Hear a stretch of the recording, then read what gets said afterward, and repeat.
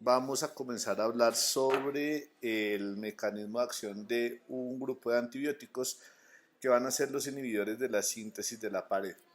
Acá pues es importante tener en cuenta que todas las bacterias, excepto el grupo de micoplasmas, van a tener pared bacteriana. En el caso de las bacterias gram positivas, esa pared bacteriana es extracelular y es mucho más gruesa comparado con las bacterias gram negativas. En el caso de las bacterias gram negativas, se caracterizan porque tienen dos membranas, una membrana interna y una membrana externa, y en la mitad de los dos espacios vamos a tener el espacio periplasmático, en donde se encuentra una pequeña capa de peptidoglucano que va a ser la pared celular.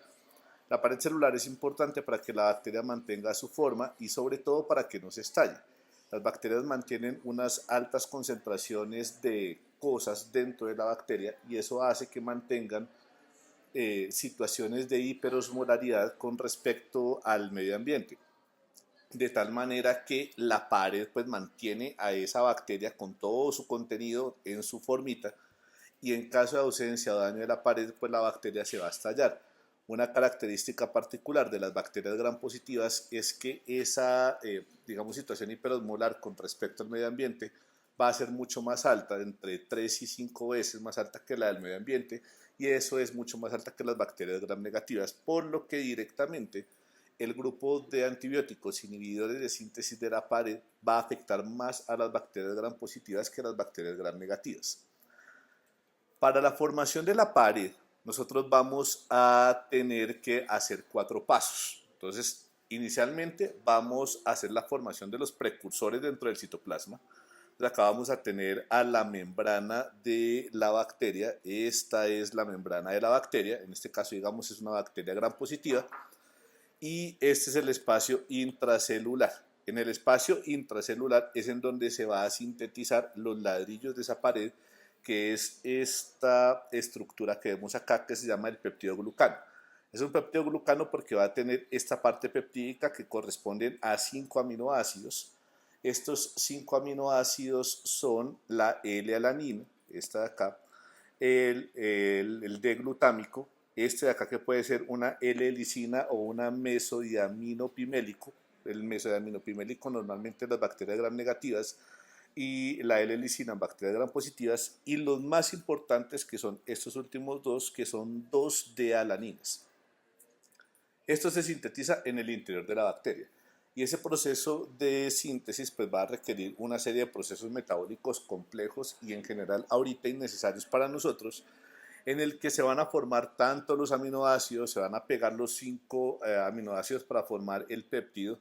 Ese péptido se va a pegar a estos carbohidratos, que son el N-acetilmurámico y la N-acetilglucosamina, para formar el péptido glucano. Una vez que se tiene la formación de ese peptidoglucano, este precursor va a ser transportado por medio del bactoprenol, que es una proteína que está en la membrana interna de las bacterias y que va a encargarse de terminar el proceso metabólico y sacar el precursor hacia el exterior del citoplasma. Y una vez que ya tenemos los precursores en el exterior del citoplasma, vamos a comenzar a tejerlo. Ese proceso de tejerlo va a incluir dos fases. Una primera fase que va a ser la formación de los enlaces glucosídicos por medio de una función glucosiltransferasa, y es básicamente pegar un carbohidrato con otro. Entonces en ese caso vamos a formar esos enlaces glucosídicos entre el N-acetilmurámico y la N-acetilglucosamina de dos peptidoglucanos distintos. Y el siguiente y último paso es una función peptil transferasa o transpeptidasa, en el que la enzima reconoce a los últimos dos aminoácidos, que son dos D-alaninas, lo reconoce, hidroliza ese enlace, fíjese que acá hidrolizamos el enlace, y una vez que lo hidrolizamos lo vamos a pegar al mesodiaminopimélico o a la L-lisina, para de esa manera tejer el peptidoglucano, y de esa manera vamos a formar los enlaces cruzados y se va a formar la pared de la bacteria. Volvamos otra vez al principio, entonces, sobre cómo es este proceso y qué medicamentos pueden llegar a afectar la síntesis de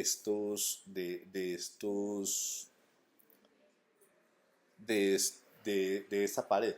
Entonces, en la fase 1, que es esta fase de acá, en donde tenemos la síntesis de los precursores a nivel intravacteriano, vamos a tener algunos medicamentos como por ejemplo la fosfomicina.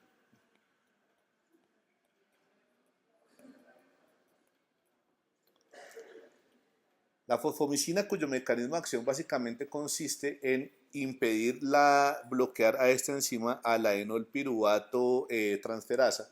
Básicamente impide la unión de la fosfoenolpiruvato y la uridindifosfato, esta molécula acá, la uridindifosfato N-acetilglucosamina, para de esa manera inhibir la formación del precursor de peptidoglucano a nivel intravacteriano.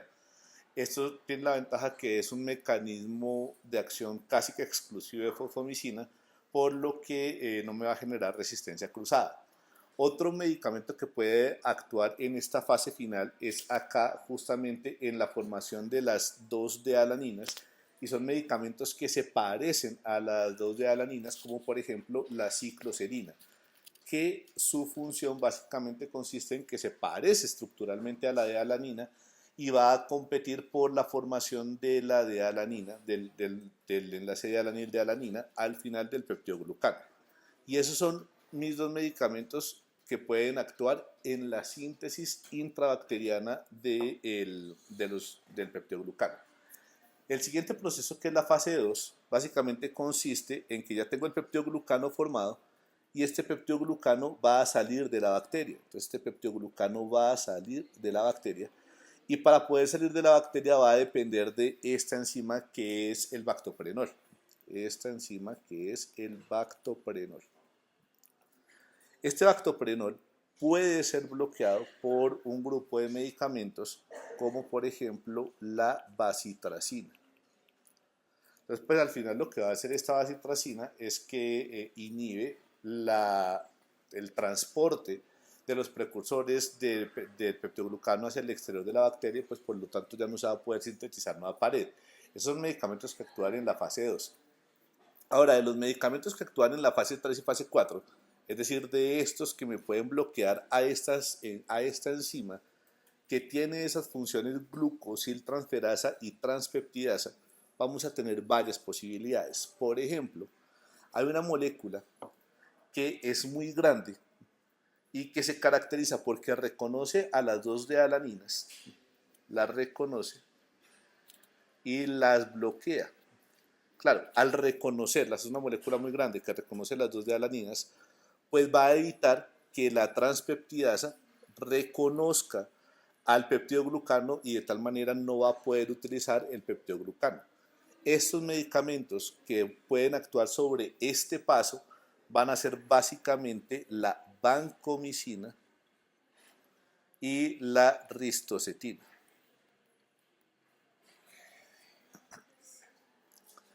Y por último, pues tenemos la posibilidad ya de bloquear directamente a la enzima.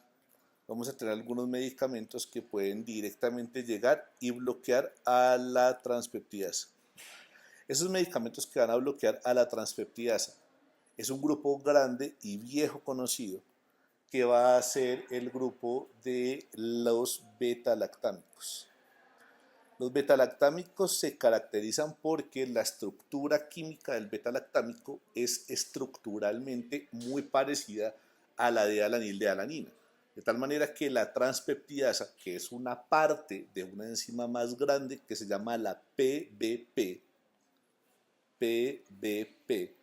o Penicillin Binding Protein o proteína de unión a penicilinas. Esta enzima va a reconocer a las 2-D-alanilaninas para hidrolizar el enlace y de esa manera formar los enlaces peptídicos. Sin embargo, el problema de los beta-lactámicos es que es estructuralmente parecido. Como se parecen, pues la enzima se confunde y termina cogiendo al beta-lactámico en vez de coger a la D-alanil-D-alanina. Cuando la PBP hidroliza al beta-lactámico, ese beta-lactámico se le pega a la enzima por un enlace covalente y la bloquea para toda la vida. Dentro de ese grupo de los medicamentos beta-lactámicos que me bloquean a la PBP, vamos a tener a las penicilinas, a cefalosporinas,